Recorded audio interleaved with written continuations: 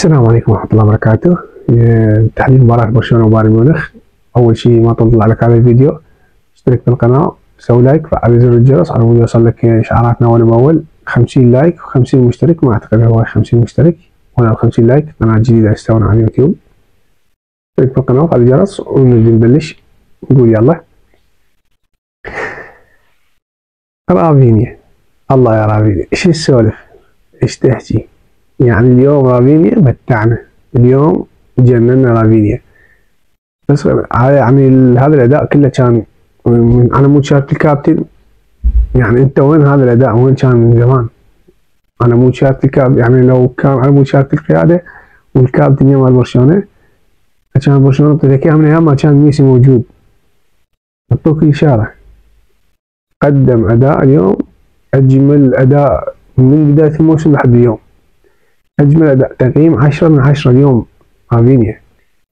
ما اعرف يعني هذا الاداء كله لو كان على مود شارة القياده، لو برشلونه كان عطتك برشلونه شارة القياده من زمان. اليوم هاتريك 10 من 10. لاعب يعني اليوم اكل الملعب طول بعرض، بالدفاع، بالهجوم، باليمنى، باليسرى، مهاجم، بالنص. اليوم حرث الملعب، حرث رافينيا، ما خلى مكان وما راح له. لزم لاعبة بايرن ميونخ بالسرة 1-1. يجي يرقصك، يجي لاعب واثنان راوغه الله يعوفه، لاعب واثنين وثلاثة يراوغ، يلا من بين لاعبين، من بين ثلاث لواعيب يدخل طبيعي ويروح ويكمل وعلى مشيته، وهو تعال وراي. برشلونة اليوم فوز استحقاق، نتيجة مستحقة، وسبق وقلت انه برشلونة فايزين بالفيديو اللي راح، فايز وبنتيجة كبيرة و3-0 واكثر. كنت متوقع هذه النتيجة وهذا الاداء، لكن مو بهالطغيان، مو بهالاجرام، مو بهاي يعني شو تريد توصفها. اليوم برشلونة حلويات، عبارة عن حلويات، ورافينيا العصير اللي هو بعد احلى من عندهن. يعني واحد حاط له حلويات قدامه وياهن عصير. قدم اداء منظومة، حارس مرمى، دفاع، نص، مهاجمين، الكل قدم بدون استثناء. يمكن اسوأ شيء شاهدنا اليوم بالمباراة شوية بالدي. طبعا اول شيء بسبب هذا الاداء وهاي النتيجة وهذا الفوز وهذا المستوى اليوم اللي يظهر به، هو يرجع لهانز فليك.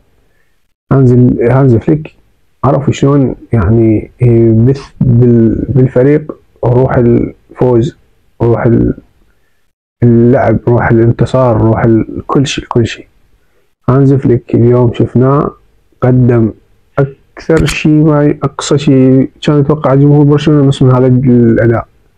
يعني ترجع على ايام تشافي ولا قبله ولا قبله، كان يحلم يوصل نص الاداء مال اليوم، نص اداء برشلونة هذا الموسم.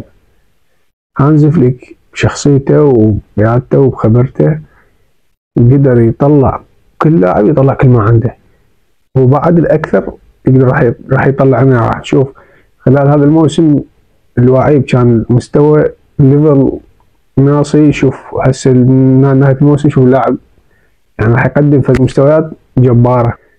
برشلونة اليوم من الحارس نياكي بينيا، الكل بينيا ولا كوندي ولا نيكو مارتينيز ولا كوبارسي. يعني كوبارسي ابن 17 سنة قدر يحجم اليوم هاري كين. هاري كين وجنابري، وما تحس انه هذا لاعب عمره 17 سنة. يعني هاري كين لاعب الخبرة، اللاعب الكبير، المهاجم، الهداف الدوري الانجليزي اكثر من موسم. قدر اليوم كوبارسي يحجم من خطورته.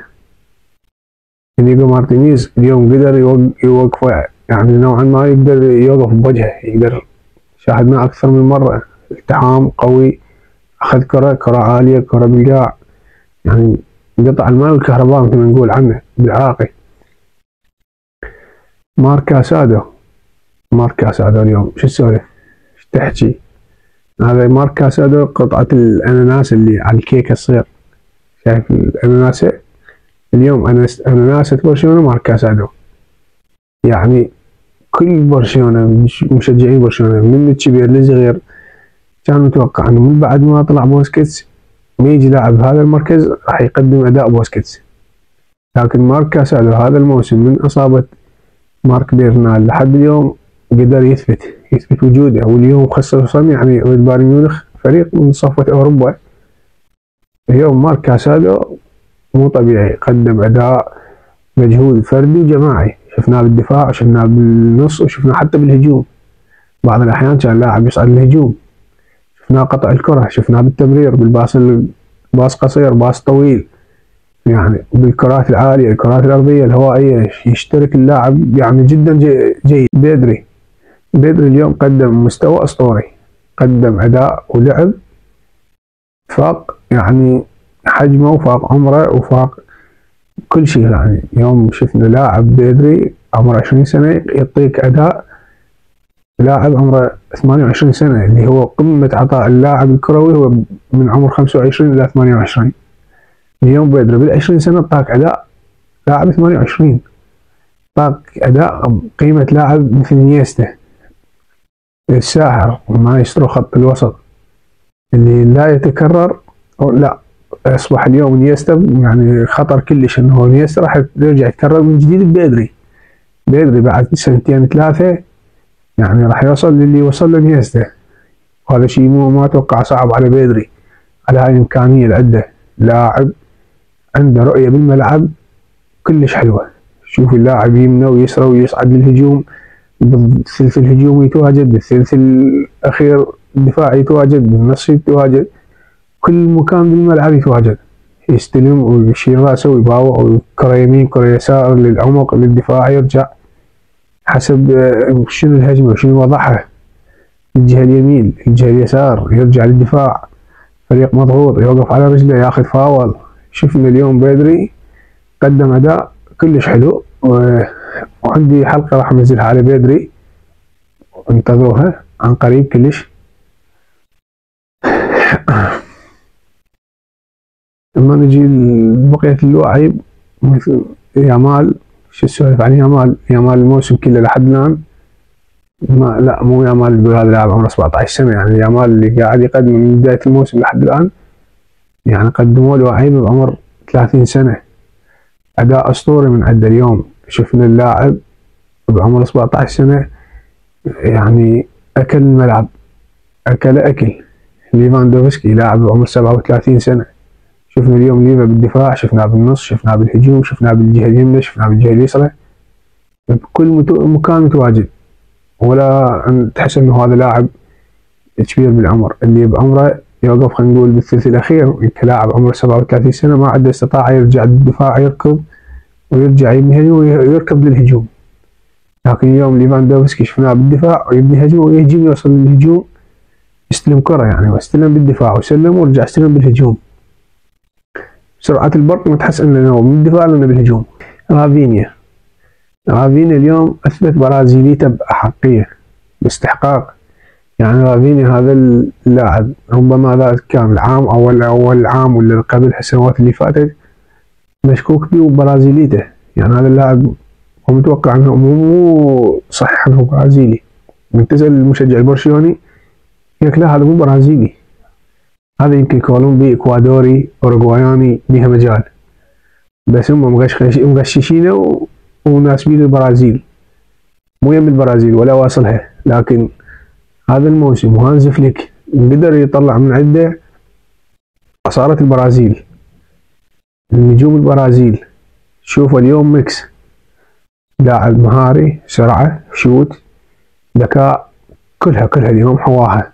يعني من بداية المباراة استغل خطأ دفاعي لحد ما استبدل، شفناه استنزف اليوم طاقة مو طبيعية رهيبة، لاعب قدم مجهود عالي، تقييم حصل على تقييم بالمباراة 10 من 10، يعني ما لو كان اكو بعد اكثر من 10 كان حصل عليه، لو كان اكو 12 من 10 كان حصل 12، لو اكو 15 يحصل 15. قدم اداء كلش حلو، فوز مستحق، اداء ونتيجة ولعب جماعي وفردي ومدرب، لا ننسى هانز فليك، مو بس بالخسارة نطلع نعلق خطأ هانز فليك كان المفروض هيك يسوي ليش يسوي، لا حتى بالفوز نجي اليوم نحكي كلمة الحق تنحكي، هانز فليك اليوم يعني نزل برشلونة، شفناه من الدقيقة الأولى ذاك البعبع من بايرن ميونخ ماكو. لاعب احنا شفناه بالمباراة السابقة كان يلعب بايرن ميونخ لاعب يدخل مهزوز، من قبل المباراة لاعب مهزوز وخايف. هو أساسا مقتنع، اللاعب نفسيا مقتنع أنه هو اليوم ما راح يقدر يفوز، خسران إيه بس إيش قد ما يدري، هو قناعة اللاعب هيك شيء.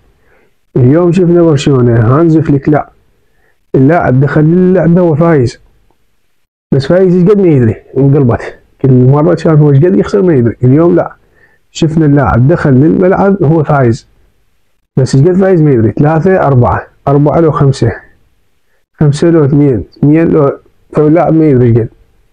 شفنا من أول دقيقة لحد دقيقة 90 ضغط، يعني 4-5 لاعبين جزاء بايرن ميونخ دقيقة 90. هذا الشيء ما كنا نشوفه قبل، كنا نشوف برشلونة دقيقة 30 10 لاعبين داخل منطقة الجزاء، أقصى شيء خط النص، يعني اللي دائرة ليفاندوفسكي، ولا كان قبل ليفاندوفسكي ولا السنوات اللي قبلها كان حدهم خط النص. ما يقدر اللاعب ورا خط النص، ما يقدر، إذا صعب عبر خط النص اجى عليه جول. فتشوف كان برشلونة يلعب تكتل دفاعي. احنا اليوم شفنا برشلونة بالعكس، اليوم ضغط عالي، خط الدفاع اليوم واقف على خط النص، تطبيقة اوف سايد ما شفت هيك شيء. يعني هذه اللي صار لي عمر ما شفت فريق بهالاحترافية، ما شفت ارجع وانبه عليها مثل ما نوهت عليه بذاك الفيديو. خلال اخر يعني 15 سنة او اكثر اتابع كرة القدم، ما يقارب الى 17 سنة، ما شفت هيك شيء، يعني فريق بهالاحترافية طبق كرة الاوف سايد.